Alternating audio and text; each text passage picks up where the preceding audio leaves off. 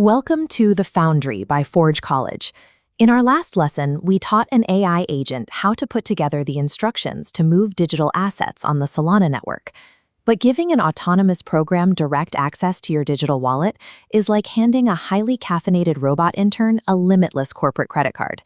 If that intern misreads a request or hits a logic bug, it could instantly send your entire savings to the wrong person.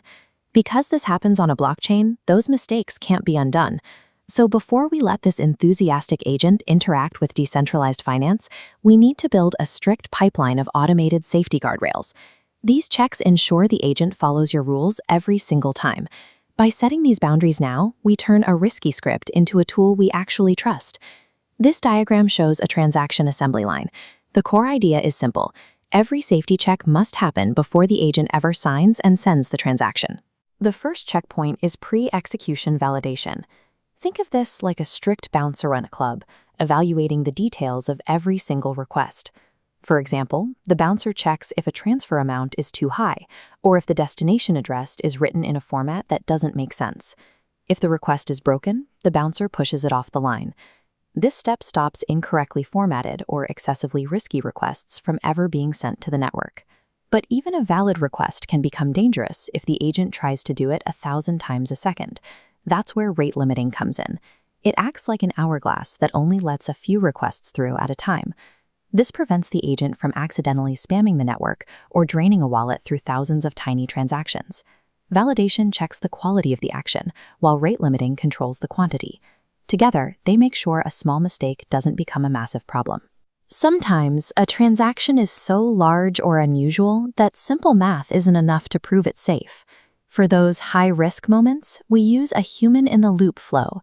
The agent intentionally pauses and asks a person for explicit permission. If it wants to move a huge sum of money, the agent will wait for a thumbs up via a text prompt on your screen or a notification on your phone before it proceeds. Learning how to connect your agent to these kinds of notification systems is a big part and fails for reasons the agent can't control, like a bad internet connection. That requires fault detection and recovery. The agent is trained to recognize the error and trigger a backup plan, like canceling the move or trying again later when things are stable. Finally, the agent needs to keep a record of everything it does. By logging every decision, every pass, every rejection, and every error, it creates a structured debug report. This report is like a perfectly organized receipt drawer. It makes the agent's behavior easy to review, proving that your safety systems worked exactly as intended. So, how do we know these guardrails actually work before we risk real money on the live public network?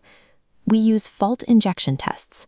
Think of it like a fire drill, where we deliberately feed the agent broken or oversized instructions in a safe, private test environment to see if they get blocked. To pass the test, the agent must catch the error, record the specific reason it was stopped, and wait for human approval when things look risky. By validating every move before the agent signs it, you keep its behavior within your specific comfort zone.